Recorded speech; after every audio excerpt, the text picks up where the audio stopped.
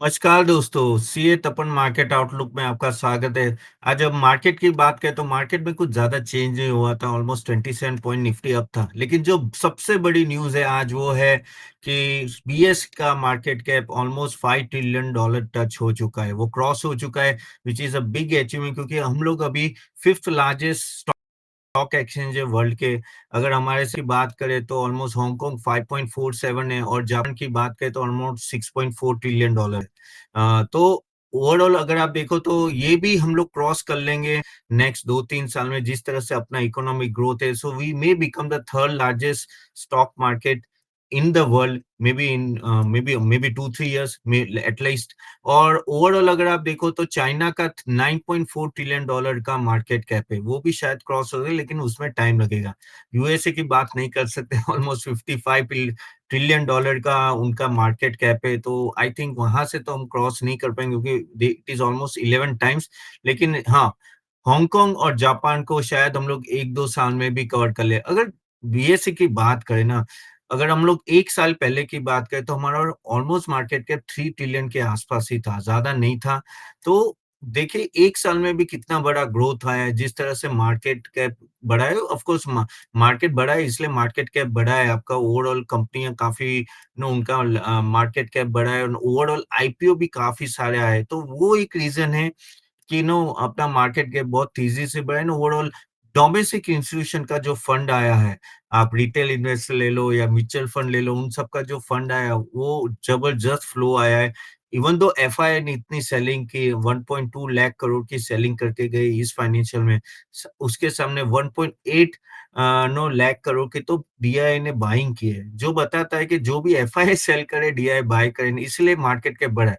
तो ये क्या अच्छी बात है? 100% अच्छी बात है क्योंकि at the end of the day we are now least dependent on FI, क्योंकि एफआई आपको भी पता है आते हैं चले जाते हैं, पता ही नहीं चलता। जब ये लोग वापिस आएँगे, मे बी इलेक्शन का रिजल्ट फेवरेबल हुआ, तो ये लोग वापिस आ जाएँगे। लेकिन डीआईए का जो कांस्टेंट फ्लो हो रहा है, उसी वजह से अपना मार्केट कैप इतना बड़ा है। So $5 trillion we already crossed.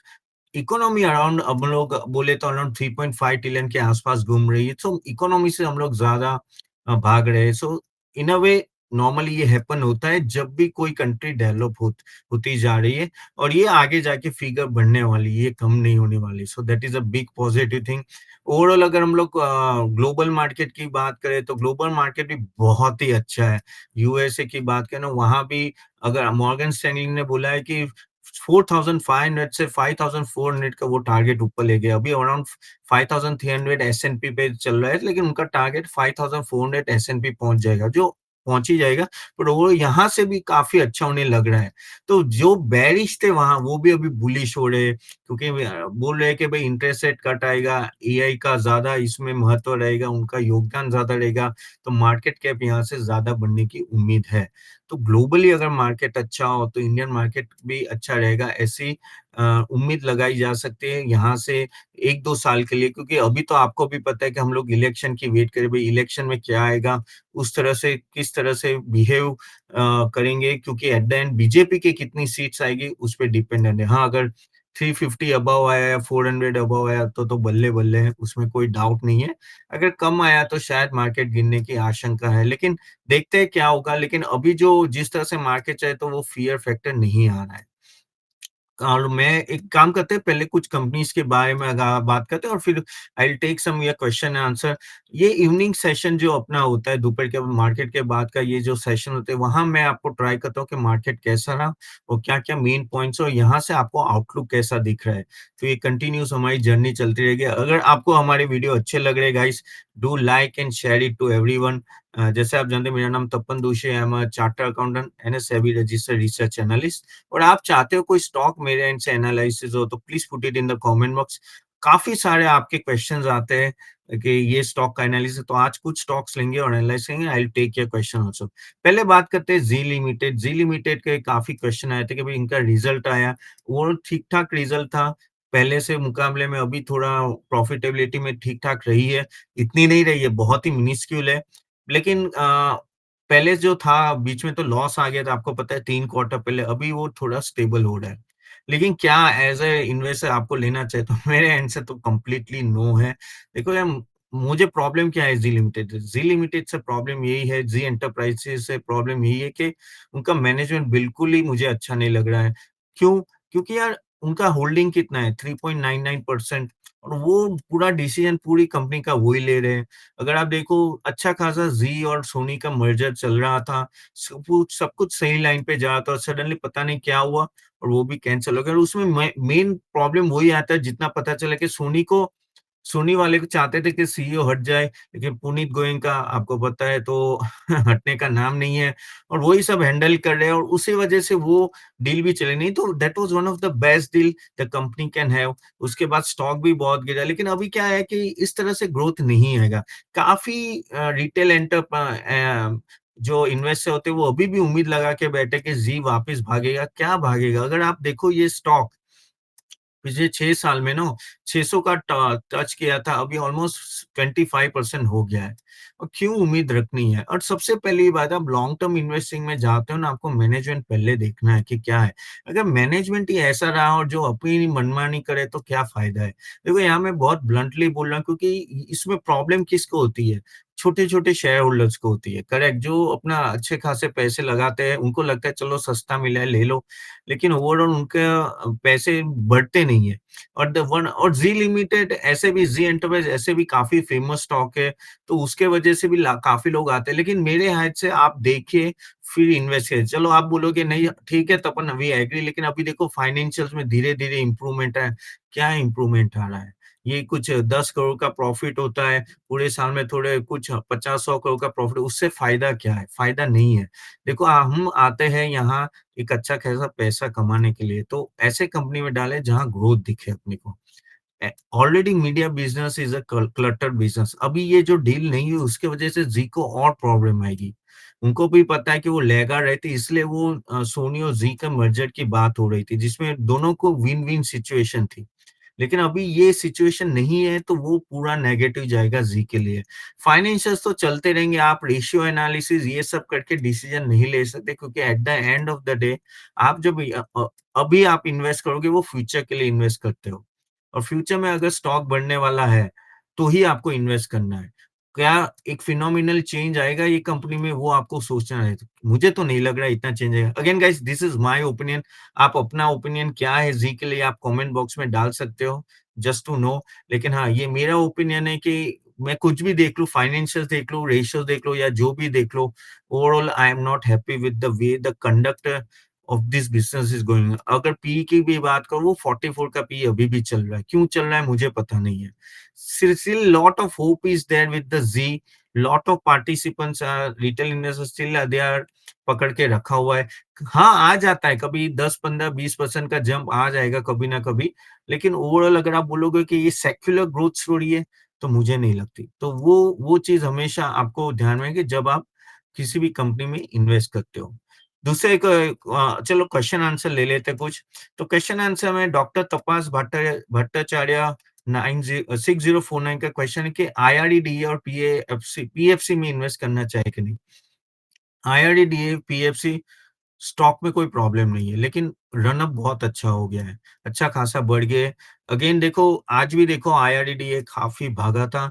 एक रीज़न वो भी होता है कि भई ये सरकार वापिस आ रही है। जैसे पीएम मोदी ने बोल दिया कि भई कल ही बोला था आपको पता हो तो एनडीटीवी के प्रोग्राम में कि भई स्टॉक मार्केट वाले 4 जून से पहले आप स्टॉक खरीद लीजिए कि उसके बाद अच्छी रैली आएगी।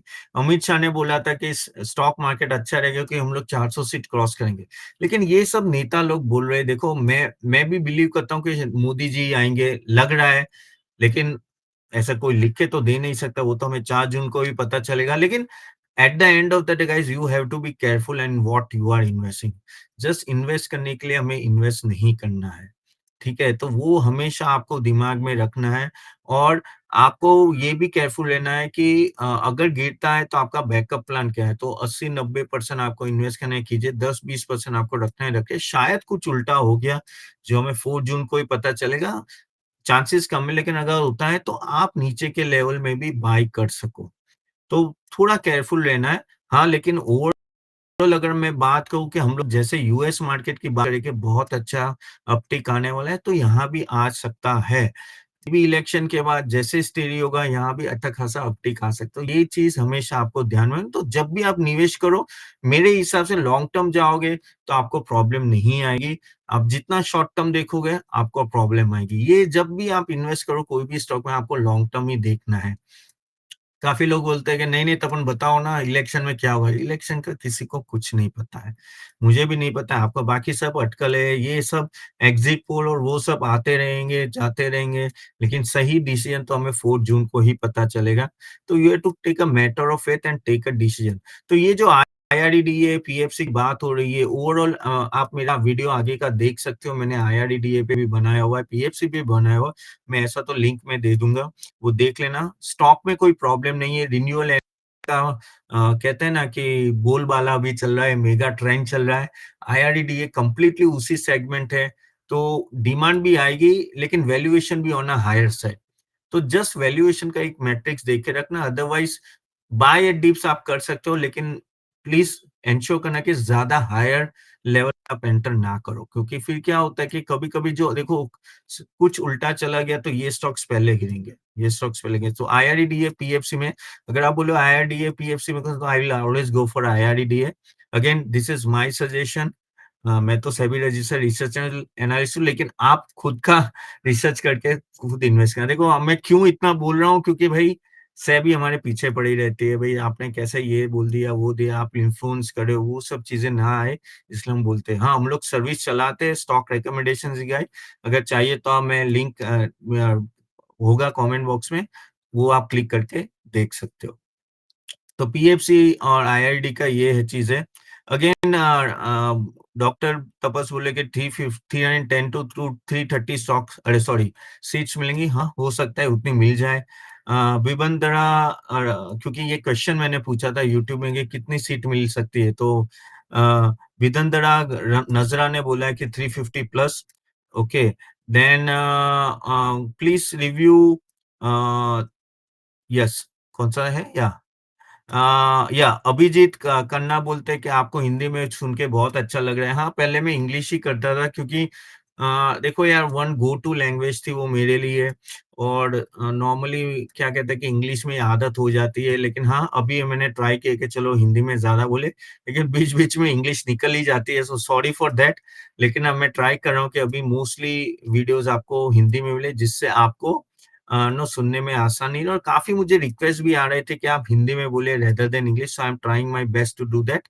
लेकिन हाँ, बीच-बीच में इंग्लिश निकल रहा है। ओके, सो ये अभिजीत आपकी बात सुन ली। फिर एक क्वेश्चन आ रहा है कि दिलीप घोष का, उन्होंने मेरे टाटा कंज्यूमर का हमारा जो वीडियो देखा था कि क्या ये यहाँ से 4 साल में डबल हो सकता है? 4 साल में डबल तो चांसेस है दिलीप जी होने का। अगर यहाँ से आई थिंक 20 15-20% का ग्रोथ तो आ सकता है। 4 साल में शायद ये डबल होने की शक्यता है इसकी, तो 100%। अगर आप लंबे टाइम के लिए जाए तो टाटा कंज्यूमर एक एक डिफेंसिव स्टॉक है, ठीक है? एंड उनका जो मार्जिन भी कुछ क्वार्टर्स में बढ़ने वाला है।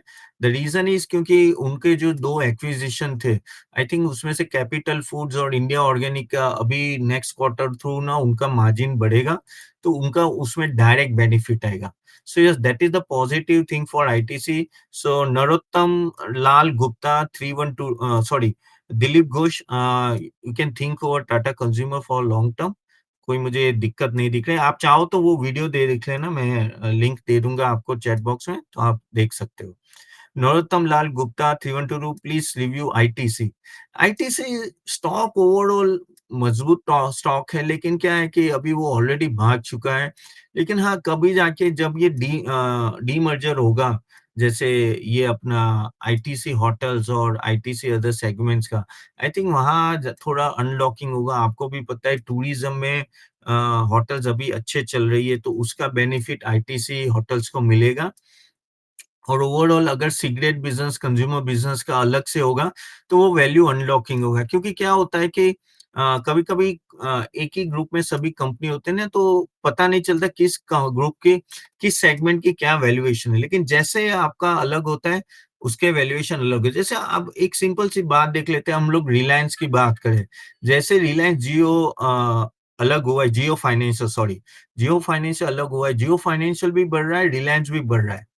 तो ओवरऑल तो रिलायंस बढ़ ही गया ना, तो आगे जाके रिलायंस जियो भी अलग होगा तो उसका भी बेनिफिट मिले। तो यहाँ भी मुझे ऐसा लग रहा है कि आगे जाके अगर आईटीसी हॉटल्स जैसे वो डीमर्ज होके बाहर निकलेगा, तो आई थिंक उसका बेनिफिट मिलेगा। तो अगर आप थोड़ा लॉन्गर रुक सकते हो, तो आप रुक सकते हो, कोई दिक्कत नहीं दिख रही। हाँ, लेकिन प्राइस मूवमेंट में मुझे ऐसा बड़ा वो कहते हैं ना कि वो एक हाथी है, वो थोड़ा स्लो हो गया है, तो मुझे नहीं लगता कि यहाँ से इतना बड़ा जंप है।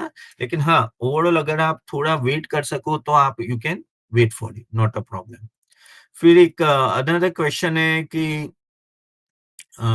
यस 1 मिनट दूसरा क्वेश्चन है पंकज जैन का कि त्रिवेणी टर्बाइन प्रेस्टीज जैसे गोदरेज प्रॉपर्टी, तो त्रिवेणी टर्बाइन अभी काफी बढ़ गया। ओके, त्रिवेणी टर्बाइन की बात करें ना, वो स्टॉक ऑलमोस्ट 70 रुपीज था, अभी 630 चला गया ना, ऑलमोस्ट 9 टाइम्स बढ़ गया है। अगेन कैपिटल गुड्स में काफी काफी अच्छा नो मूवमेंट देखा है। आप सीमेंस देख लो, एबीबी देख लो, काफी सारे अच्छे यानी कैपिटल गुड्स में अच्छा खासा इंक्रीमेंट। और देखो रिजल्ट अच्छा आ रहा है तो भी बढ़ रहा है। बट एक चीज है कि आपको वो भी देखना होगा कि जिस तरह से प्रॉफिट बढ़ रहा है तो क्या उसी तरह से वैल्यूएशन बढ़ रहा है, तो नहीं, वैल्यूएशन काफी बढ़ गया है। क्योंकि अगर आप प्रॉफिट की बात करो तो वो इतना बड़ा नहीं है। ओके, वो अगर इतना बढ़ता नहीं है, लेकिन अगर आपका प्राइस टू इक्विटी ज्यादा बढ़ रहा है अथवा वैल्यूएशन बढ़ रहा है तो प्रॉब्लम। क्योंकि वहां मुझे जितना मुझे पता है वो 14 का पी था, वो 72 चला गया। ठीक है, और इसके वजह से अगर आप देखो ना तो 5 टाइम्स हो गया है। तो जब आपका 5 टाइम्स आपका इंक्रीमेंटल वैल्यूएशन बढ़ रहा है और आपका प्रॉफिट में भी मुझे एग्जैक्ट याद नहीं, 1.5 या 2 टाइम्स होता है, तो आपको देखना है कि क्या ये वैल्यूएशन कुछ ज़्यादा ही बढ़ गया है। और अभी अब ये हम लोग बात करें त्रिवेणी की 70 का पी चल है, लेकिन अगर बाकी सब कैपिटल गुड्स की बात करें या एबीबी की बात करें, सीमेंस की, उसका तो 100 के क्रॉस हो गया है। ओवरऑल काफ़ी डिमांड है और कैपिटल गुड्स बहुत ही अच्छा करे, तो उसके सामने आपको लगेगा कि त्रिवेणी टरबाइन थोड़ा सस्ता मिल रहा है। बट जैसे मैंने बोला कि ये जो बात है कि भाई ओवर वैल्यूएशन है क्या, वो वही चीज़ आपको थोड़ी ध्यान में रखनी है वो कंपनी के बारे में। क्योंकि एट द एंड अगर ये ओवर वैल्यूएशन है then there is a problem. So please keep that point in mind whenever you are investing in that stock. Otherwise no stock ने बहुत ही अच्छा अगर आप चाहो तो आप होल्ड कर सकते हो, लेकिन स्टॉप लॉस रखना तो क्या है आपको टेंशन ना हो। ठीक है। दूसरी बात रही प्रेस्टीज एस्टेट गोदरेज प्रॉपर्टीज, उनका उनका भी अच्छा परफॉर्मेंस है। ओवरऑल रियल एस्टेट ही अगर हम लोग डीएलएफ की बात करें, उन सब ने भी अच्छा परफॉर्म किया है। और रियल एस्टेट में ओवरऑल अगर आप देखो ना तो उनके जो पहले जो लैंड बुक्स थे और काफी सारा प्रॉब्लम था, वो काफी सारा रिजॉल्व हो चुका है। Okay, and things are much much better for real estate now then it was there 5 years ago. I think Prestige Estate and Godrej also has done reasonably well. If you are holding, please hold it, क्योंकि यहाँ से अगर interest rate cut आता है तो उसका benefit शायद ही real estate sectors को जाएगा। वो हमें देखना पड़ेगा कितना इम्पैक्ट आएगा, कैसे आएगा। लेकिन हाँ, उनका इम्पैक्ट ये सब स्टॉक्स में आ सकता है। तो ये चीज हमेशा ध्यान रखना। मेरे हिसाब से ना आप अभी होल्ड कर सकते हो। ओके, एंड देन सुजाता गोदर। अच्छा, बाय द वे, ये प्रेस्टीज एस्टेट और आईटीसी इन सब के मैंने वीडियो बनाए हुए, आप चाहो तो आप हमारे यूट्यूब वीडियो में जाके चैनल में देख सकते हो। सुजाता गोदर 4101 पूछ रहे हैं कि टाटा मोटर्स में कैसे बने रहना चाहिए कि नहीं। ऑफ कोर्स बने रहना चाहिए मेरे हिसाब से। टाटा मोटर्स अभी थोड़ा डाइसी है क्योंकि उनका आउटलुक इतना अच्छा रहा नहीं है। लेकिन अगर आप लॉन्ग टर्म में जा रहे हो, आप सोच रहे हो कि नहीं मुझे 2 साल 5 साल और रुकना है, तो I think they have a strongest of the strongest products. एम&एम का काफ़ी अच्छा रिजल्ट आया अभी। आई थिंक उनका जेएलआर का मार्जिन श्रिंक की बात हो रही है, उसके वजह से थोड़ा गिरा है। But if you can wait, please wait. तो आप देख रहे हो कि वो स्टॉक भी अभी थोड़ा स्टेबल हो गया है। रिजल्ट के बाद अच्छा खासा 10-12% गिरा था। लेकिन अगर आप होल्ड कर रहे हो, I think you should hold it, क्योंकि यहाँ से आउटलुक इतना खराब नहीं है, यहाँ से भी पॉजिटिव हो सकता है। सो मेरे हिसाब से तो आपको होल्ड करना चाहिए। Again, before this is just my opinion, you should do your own research before investing. Chetan Shah, thanks. Okay. Motherson Sumi, of course, राजो सोफन, फंडामेंटल ओके है इनका। लेकिन मुझे लग रहा है कि मदरसन सुमी से भी ज्यादा बेटर स्टॉक्स अवेलेबल है। लेकिन मदरसन सुमी अगर इलेक्ट्रिक व्हीकल में कुछ बड़ा कर रहा है तो उनको डायरेक्ट बेनिफिट होगा। लेकिन अगर आपके पास है होल्ड कर सकते हो, लेकिन हाँ, काफ़ी सारे ऑटो एंसिलरी कंपनीज़ को भी देखिए क्योंकि काफ़ी सारा अच्छा कर रहे हैं। मैं डायरेक्टली यहाँ मैं नाम नहीं बता पाऊँगा, because there are better stocks available, but Motherson Sumi भी ओवरऑल ठीक-ठाक स्टॉक है, उनका रिज़ल्ट भी ओके आया था और मेरे हिसाब से अगर आगे जाके टेस्ला आता है, वो सब आती है, टेस्ला आने के तो आई थिंक मदरसन सुमी और उनको थोड़ा फ़ायदा होगा। सो गाइस आज के लिए यहाँ तक ही रखते हैं and I will take more questions, but जैसे मैंने बोला अगर आप चाहते हो कि आपका क्वेश्चन आंसर हुए तो please put your question in the comment box and do like and share our video और प्लीज़ शेयर कीजिए सबको। मैं यहाँ ट्राई करता हूँ कि आपको जितना हेल्प कर सकूँ स्टॉक मार्केट में, और अगर आप चाहते हो कि हमारा सेशंस अटेंड करें तो लिंक यहाँ दी जाएगी कमेंट बॉक्स से, आप अटेंड कर सको। तो thank you very much guys, मैं आपको कल मिलता हूँ, सी यू देन, बाय बाय।